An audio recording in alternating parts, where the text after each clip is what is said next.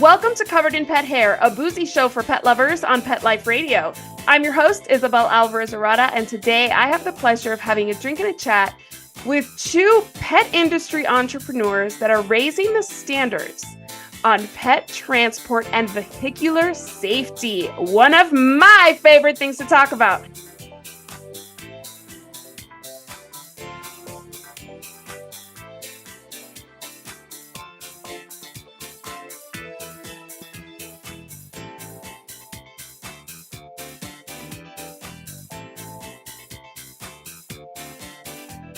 Welcome back to Covered in Pet Hair. I'm your host, Isabel Alvarez-Arata, and today I have the pleasure of having a drink and a chat with pet parents, inventors, entrepreneurs. They're adventure seekers, road trippers, coffee lovers, and tea drinkers.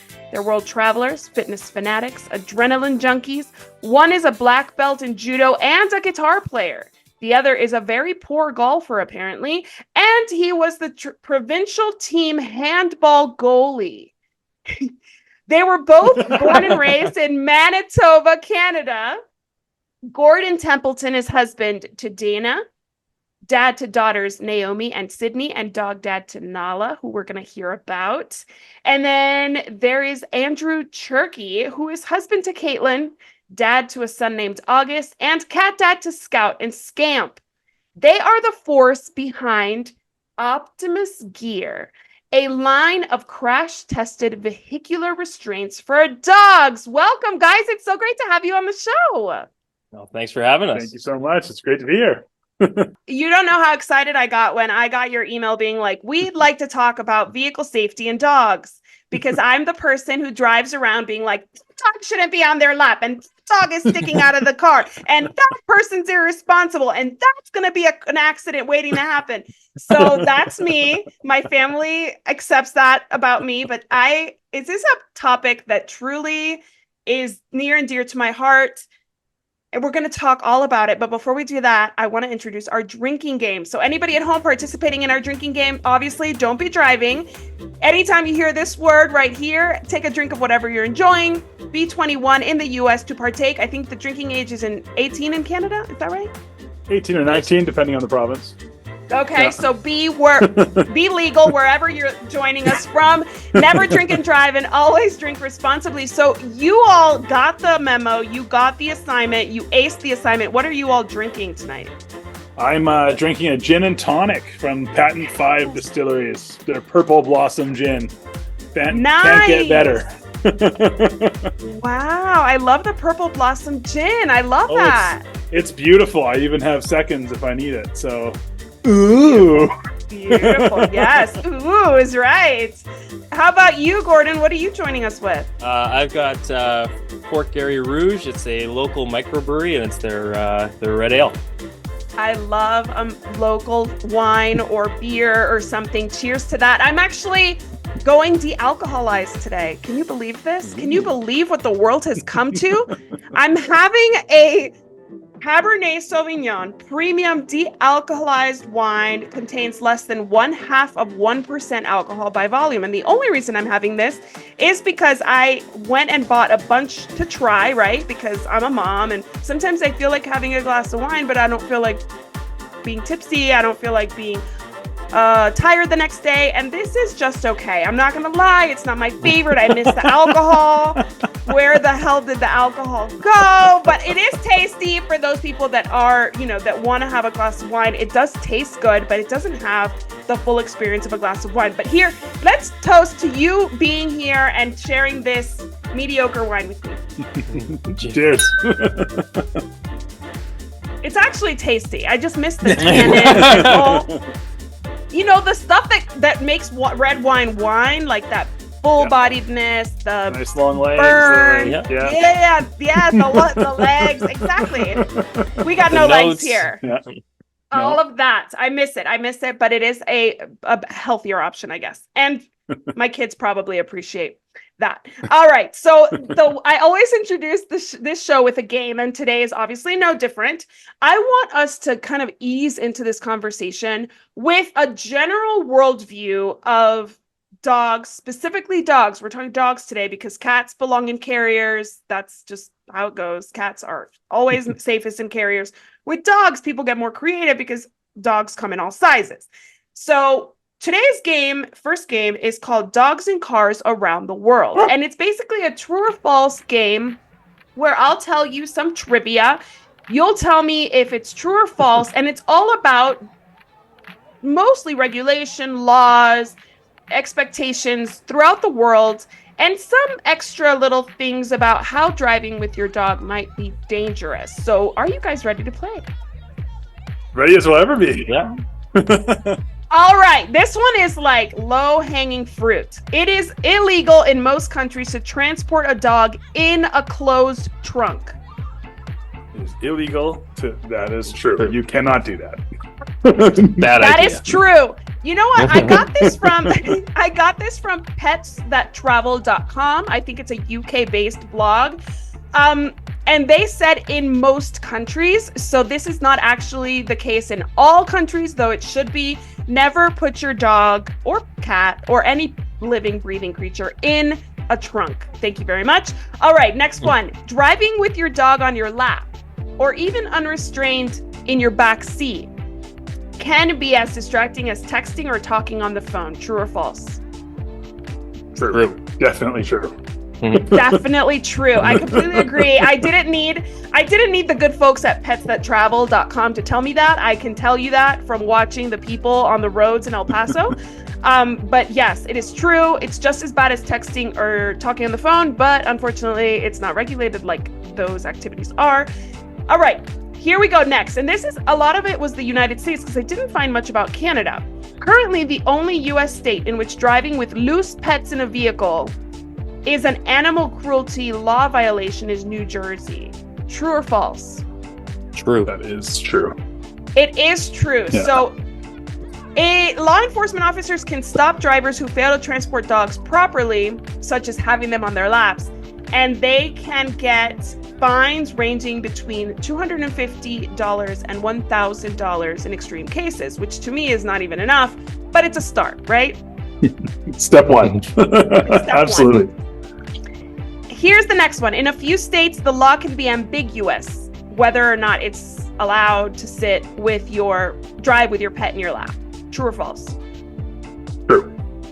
Very true. I'm saying it is very true. It is very true. But it's actually false because I said in a few states, but it's almost all states. Almost all states have ambiguous laws when it comes to whether or not it is allowed to have your dog on your lap, in the passenger seat, loose in the car, climbing the walls, body completely thrust out of the window.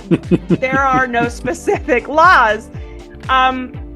Apparently, in Nevada bans cruel and inhumane methods of transporting animals. Okay, great, but you can fight that having your pet in the back seat is not cruel and inhumane, and it'd still be legal, right?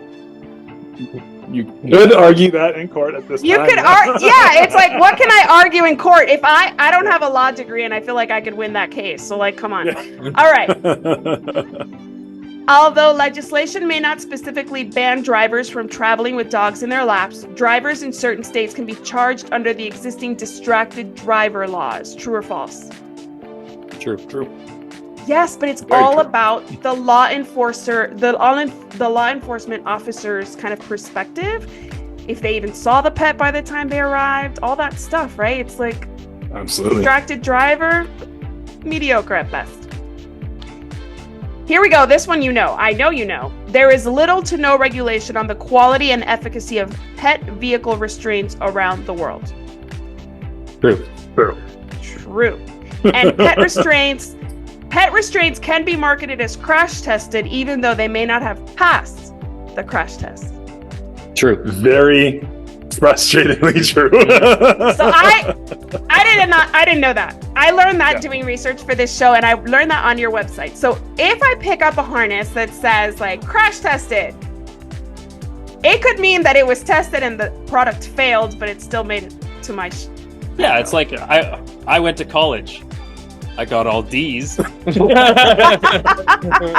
I always use the example that technically you can have a thing of dental floss, tie it around the dummy dog's neck and tie it to the part of the skid, and then I could sell you that as crash rated. I mean, I paid the money, I did the test.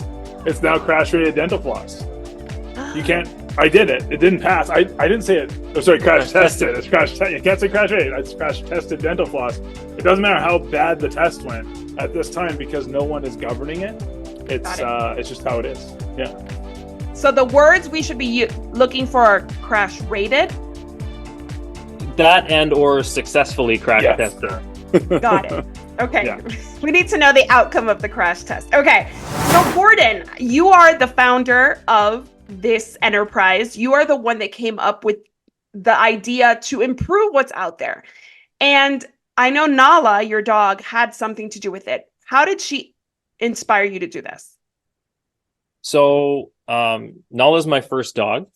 I got her when I was 25. Before that, I was actually allergic. Go figure. And then, yeah, right. And then, and at 25, you just stopped being allergic? It was like in my early 20s. I started noticing when I was around dogs more. I was actually dating my girlfriend who had a dog, and I was like, oh, this could be a problem. And then suddenly my eyes weren't itchy, and I stopped sniffling, and I went, oh, I guess I'm not allergic anymore. This is great news. Yeah, you outgrew I guess it. we can That keep is dating. good news. So yeah, I got her at 25, and I was a new pet owner, and I loved taking her everywhere. She was one of the just anywhere I could go with her, I tried to take her. And one day I started driving around, and I had to slam on the brakes, and she like slid forward and hit the dash because I had a small truck at the time, so she was in the front seat, and you look at the situation and go, this is obviously a horrible idea. I'm buckled in and she's not, and she she got hurt. And that's what kind of started the whole journey of me looking for products available on the market. And I really couldn't fit anything that suited my lifestyle. I wanted something that I could use in the car, out of the car, and not just have like a single use set like a kit that's only good for that, because the reality is it's cumbersome and I probably wouldn't use it, or it's more of a hassle. So I started looking for things, couldn't find them, came up empty-handed, and I'm actually a mechanical engineer, and my mom is a pretty good sewer. So we started brainstorming and kind of came up with our initial product, and that's how the whole sort of journey started. And initially started with Nala and building something for her that I could use for myself and keeping her and my family and myself safe in the car. And then it expanded into being able to accommodate all dogs. So taking that initial product and then scaling it larger and smaller for everybody. And that's really our main mission now is to initially was to protect my family and her, and it's expanded to protecting all dogs and us trying to save some lives of pets and people and other people that they travel with. Yeah, absolutely. And the people who are driving by them like me. Okay. So how do you all know each other? And Andrew, when did you join the team, and what is your impression of all this? So Gordon actually grew up with his best friend as my brother-in-law. Yeah. So I was the annoying little brother friend kid who hung around. He's 8 years older. Oh no, yeah, 8 years older than me. So we grew up knowing each other, and I was actually on vacation. I was in a totally different industry. I was away in Hawaii on vacation. He called me up and said, "Hey, do you want to meet? I want to run some stuff by you and would love to have you join the team." And so I flew home thinking I'm not going to leave my job and uproot my entire young family's life to do this. And we had a 2-hour meeting that turned into 8 hours. And Gordon just took me through the process, every step of it, the making of every single component, the unbelievable 7-year journey of what has gone into the product. And I went home and I won't swear, so I'll say fudge. I went home and said, "Fudge, sweetie, I think I have to do this." So I thought about it really hard, and I'm fully committed. It's Gordon's passion, just between the passion and the unbelievable actual tangible thing he created, I couldn't walk away. It was too great of an opportunity, and it's too good of a cause to having a social work background as well, continue to work within the community and, help people and save lives, and every part of it just fit in to a point where I knew I'd regret it forever if I didn't become part of the journey. And now here we are. That's amazing. I love that. I love that shared desire to make things better for everybody involved, because this does touch so many of us, pet parents, the pets themselves, the community at large. Have people been more open to your product today versus 7 years ago? What are people telling you now, Andrew, about the product? I feel like we are doing a better job of educating, but I feel like there's so much left to be done. So I kind of want to get a temperature from you on how people see this in Canada.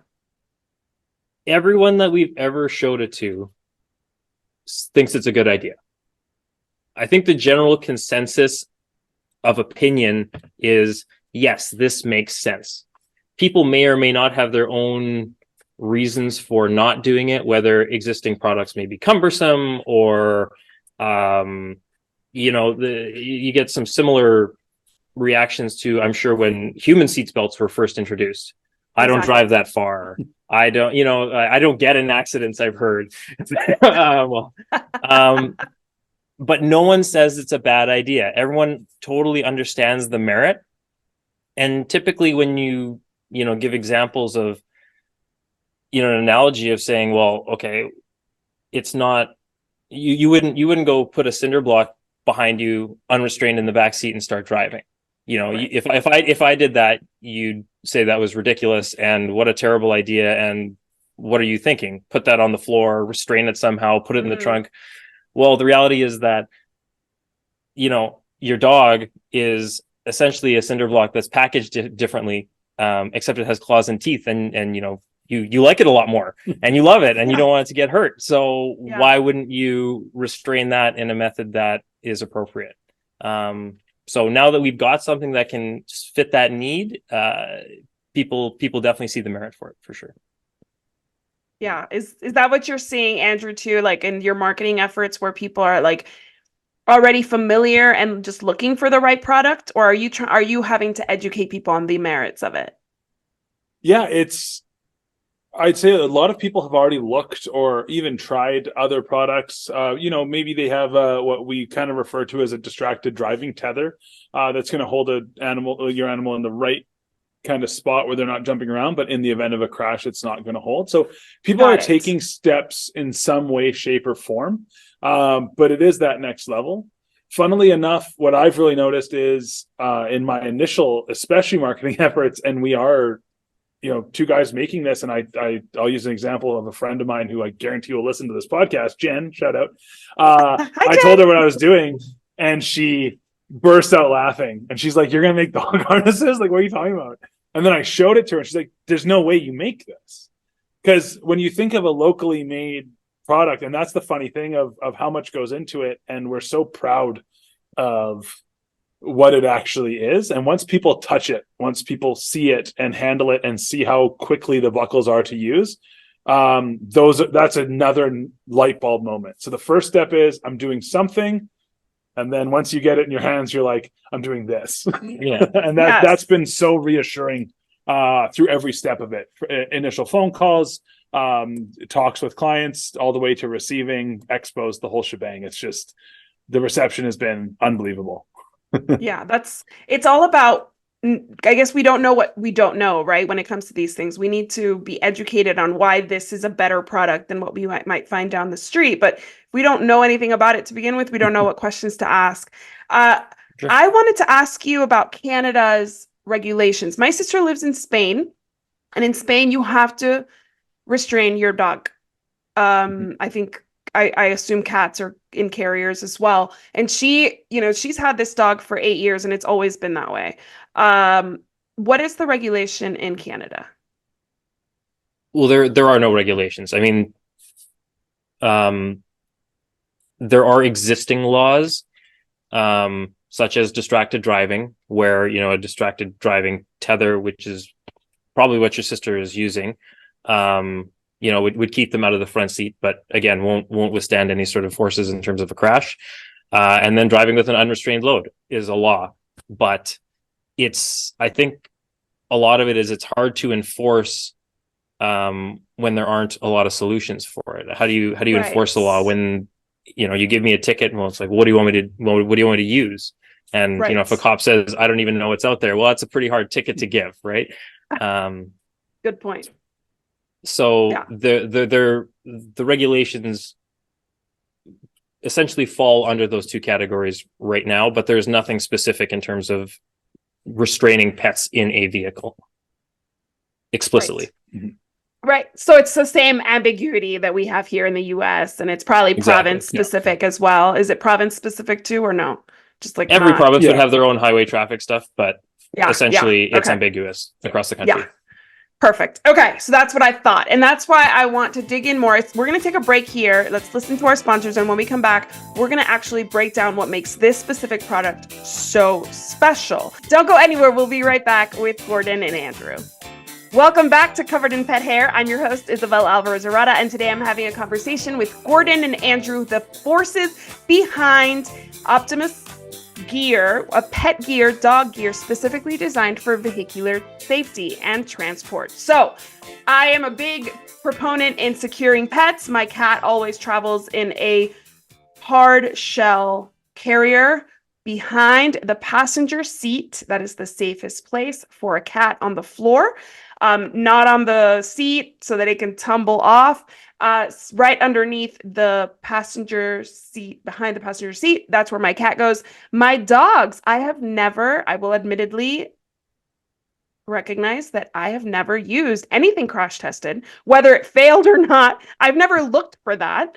And I've definitely never used a crash rated product because I didn't realize that was an option until you all contacted me. So thank you.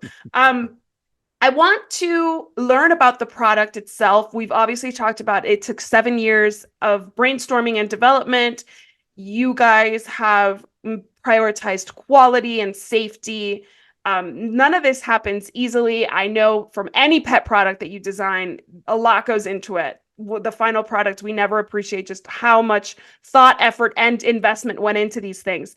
But I want you guys to play a game with me that's kind of like Shark Tank inspired. I'm going to give you 2 minutes on my clock here. And I'm going to ask you to sell me, if I were a shark on Shark Tank, on why you make the best, the only dog restraint that I should ever use. Are you ready to play? I'm ready to play. All right, here we go. 3, 2, 1, go. When you're looking at different types of harnesses, you're going to see plastic components. You're going to see really thin webbing. You're going to see things that just don't look finished, just don't look designed properly. And that should trigger something in your brain to say, no, that is not going to work. Well, let me show you the Defender harness. You'll notice that each one of our components is custom made by us in a high quality aircraft grade aluminum so that any component itself is going to withstand the force of the crashes. A harness is only as good as its weakest component. Therefore, if you have a piece of plastic, that is going to fail and put your dog at risk. You absolutely love your dogs. You want to protect them and you want them to be comfortable. The Defender harness is going to allow your dog to sit, lay down, shift their butt around, and for even larger breeds, still look out the window without that constant fear of them jumping out. Now, in the event of the crash, they're going to be nice, safe, and sound. We also offer a ton of versatile attachments. You can use our harness inside the car, outside the car, and it's comfortable for walking, running. And please, if you go anywhere else, you'll come back to us. Wow, that was 1 minute and 22 seconds. Oh, I can keep going. Yeah. I thought it was out of You want to? All right, let's go. Let's go. Tell me more. One of the best benefits of our harness is that you can go ahead, you're going to put your dog in, and because we use a 2-tether system, you can have your dog connected to your car as well as your leash. So those dogs that are going to run away, now you can maintain that control so they're not dashing out, whether it be into traffic, into the woods, whatever it is, you are safe, sound, protected. You can take your dog out. We have an active leash that allows you for larger dogs that are pulling to have an elastic effect, so you're not receiving the full blunt of their pulls. We have a towing attachment, so if you want to, we've actually redistributed the weight of the dog carrying wagon or sleigh. We put our kids in it, and now they're not pulling and having it choke. It's actually closer to the center of the back. Every part of your lifestyle, whether it be sedentary, active, anything in between, you're ready to go inside the car, outside the car. This is the harness for you. Amazing. Great job. I am sold. Thank you. That's the only reason you hired me. Sold. Yes, good job. I can understand why he interrupted your vacation in Hawaii for this. Yeah. So I read on your website there are patented buckles. What are they patented to do other than the aluminum? Is it just, do they look different? Are they complicated to use? Tell us about them. So, the whole harness itself has a patent on it, just for the design of it as an entire system. The buckles, there really wasn't any hardware available that could. Anything that was out there was either designed for humans, so it's fairly large because it needs to handle, for fall arrest systems or whatever it is, or it was essentially jewelry grade where you'd use it on a handbag or whatever it was. But there was nothing in between in terms of a full spectrum of hardware, like adjusters and buckles and O-rings, D-rings, all these components that existed from a very small size to a very large size as a complete set. And that's where that's where the initial mission came from, or one of the challenges in terms of making it was, we had the idea, we had the basic concept, none of the components existed. So we had to go make all of the metal components and make the buckles to eventually be used in the system as a whole to make it work. So we had the idea, but the components themselves didn't exist. So we had to go make the components to make the system. Yeah. And then we have an additional OmniLink, we call it, connector, which is able to connect to our buckles as well as any other standard D-ring, which allows you to then get the full functionality in terms of switching from our harness to our collar to our whatever it may be.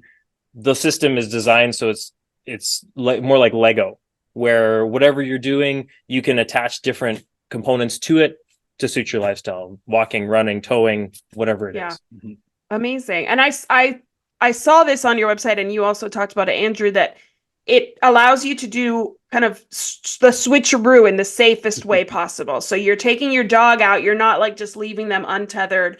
Yeah, I can kind of take you through it really quickly. It's just the way that we like to have people, once you have your dog fully integrated into the system and using it, which doesn't take long. It's a new behavior that we do help people with how to train and things like this. But once you have that, what you do is you have your dog sit down, you put on our lower tether, which is to the bottom of the harness, closer to your dog's bum, and then or middle back, I should say. It's not that low. And then the upper tether near the shoulders that comes from the seatbelt.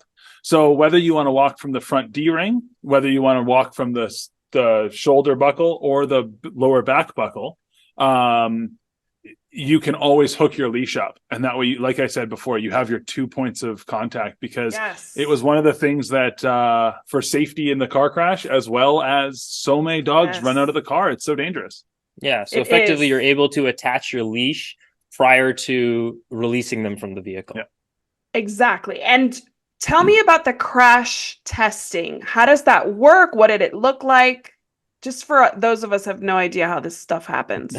So the test that we did, it has the same load conditions as a child seat. So it has the same, you're traveling at 50 kilometers an hour and you're coming to a dead stop. The test itself is just like you would see in a human crash test, except you have a crash dummy dog. So the crash dummy dog is outfitted with our harness and then accelerated quickly to simulate going through a crash scenario. And that essentially shows that the harness that you've attached to them and attached to a vehicle can withstand the loads that are incurred during a car crash. And I always point out too that during that testing, we always say 50 kilometers an hour, and people are like, "Oh, we want it to be 100 kilometers an hour, way faster, but it is simulating to a dead stop. So essentially it's hitting a brick wall. Not even a brick wall, because that would have give, like a 30,000 layer brick wall and a dead stop. It's a simulation of a fairly horrific accident, and I mean, you can only test so far. So we're very happy with with the results. That's the same standard that like I said, child seats are tested to as well. So that's a huge standard, obviously. Yes, fantastic. How do the dogs like it? Obviously, I have to ask from their perspective. What is it? Does it feel different than a regular harness? Is it just like if your dog's harness trained, they will accept it? How does it work? So I actually work with one of our shelters here. So I take dogs out at least once a week to utilize them within our system for several reasons. So one, I obviously love dogs, and my wife just had a baby and said if I bring one home, she will kill me. So I get the benefit of Gordon paying me to go hang out with dogs and film them and try and get these dogs adopted. But with that, I do have them in our harness every single week. Like I said, at least one. And it is like every other harness in terms of if they have a little bit of anxiety towards it, we can behaviorally train. I have yet to not have a dog within 1 day fully using our system. I am sure that one day there will be a dog that, I have to train for 5 days or whatever it is. Right. But I have had virtually zero resistance, certainly none to getting the harness on. It's comfortable. It's not weighing them down. We have a beautiful mesh that allows them to breathe, whether it's hot, whether it's cold, it's comfortable. So yeah, like I say, not one dog has been resistant to the harness itself. And actually the utilization inside of the car, the way the system works, it allows them, like we talked about before, they have mobility. Yeah. So they're restrained, but they can still be comfortable. They can sit up, they can lie down, they can shift their bum. They can perform all the normal safe activities in a vehicle without having free range of the backseat. And without jumping out when the door opens, or if there's a crash and my last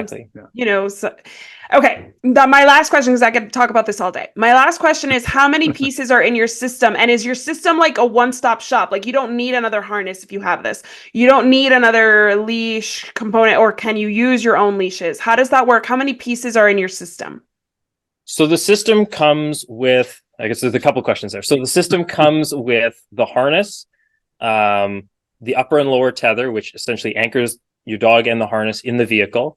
And then comes with, depending on which package you purchase, we have different levels. We'll either come with a leash converter, which essentially attaches to our buckles and then has a D-ring so you can use your own leash. We have other packages where we make leashes, collars, etc. So when you purchase it in any form, it comes ready to use in the vehicle and out of the vehicle. Awesome. And then, like just one very important thing that means a lot to both of us. We do have if you get in a car accident program. And we always want to make sure that people know this, because the same as a child seat, the same as anything else, if you get in an accident and you've purchased one of our harnesses, please contact us. We will replace it for free. The first time, I always say this, if you get in 30,000 accidents, unfortunately we can't do the billion harnesses. But you shouldn't be driving after please don't drive with your dog or anybody. It's just so important to us. Gordon did this to save his own dog. I'm doing this. I have my young son. I love animals. And it's such a passion of both of ours that please, if you've bought the Defender harness, if you do get in an accident, we ask for a couple things: proof of an accident. You just send the other one back so we can learn from it as well and keep improving our products over time. But we will honor that. And it's just so important to us that, don't be scared to call us. There might be damage that you can't see, and we want you to be fully protected at all times. And it's just from the bottom of our hearts, that's why we're doing this, and we want to make sure that everyone knows that. It is similar to a child seat in that way. So if you are in an accident, it's finished. There may be, like you mentioned, imperceptible damage that you can't see. And that's why we encourage you to contact us. Don't be scared. Please. Don't use it again. And it's really helpful for you all to see how it did, right? To like kind of debrief the accident, see how the product did. I think that's so important. I'm a pet first aid and CPR instructor, and that's what we say. Like, if you ever use these techniques, please debrief us. Please tell us what happened so that we can either improve our manual, our training, or just it reinforces that we're on the right track. So definitely do that. Communication is key. Beautiful. All right. Where am I ordering this for my sister and for my dog? And wait, I will say, I saw on your website, you have a range of sizes. So that's really important for people because I have a 50-pound dog. My sister's a 15-pound dog. They both are candidates for this, right? For the Defender? Yep. Yes. Currently, we have a small, medium, large, and extra large. And we're currently working on an extra small. You kept mentioning cats. I've been pushing for a cat product because I love my little kitties, and he's obliged. So we're working on it. I was going to ask. It'll be extra small as well. So my cat's sleeping over here in the corner, and I was like, I mean, he would love that because I think, you know, we without any other option, we'll put the cat in the crate because there's no other option. But I'm sure he would be so happy looking out the window too. Like, cats deserve a little fun on the road trip too, not just like being enclosed. So yes, I'm with Andrew. We need the cat product at some point. So where are we buying all these? You can find us at optimusgear.com. That's our website. You can also find me doing ridiculous things on our socials. So Instagram is Optimus Gear Co. Facebook is Optimus Gear. We're on X. And we have a YouTube channel as well, which is where you can find our how to install videos of all of our products and some more commercials and informational stuff as well. Amazing. Well, I want to propose a toast to you guys for revolutionizing such a basic and important pet product. Cheers. Thank you guys for joining me. I also want to propose a toast to you're so welcome, truly. Like, I'm so happy you reached out. I also want to propose a toast to my executive producer, Mark Winter. Thank you, Mark, and to our audience for joining us for these awesome conversations, getting to know awesome players in the pet industry. I hope you enjoy them as much as I do. Here's to a life covered in pet hair, because there's no better way to live. Cheers. Cheers. To learn more about Covered in Pet Hair, please visit coveredinpethair.com or petliferadio.com. And remember to review on Apple Podcasts and Spotify, subscribe, like on YouTube. All that stuff helps diffuse this to other pet parents just like you. Thanks for watching, and I'll see you next time.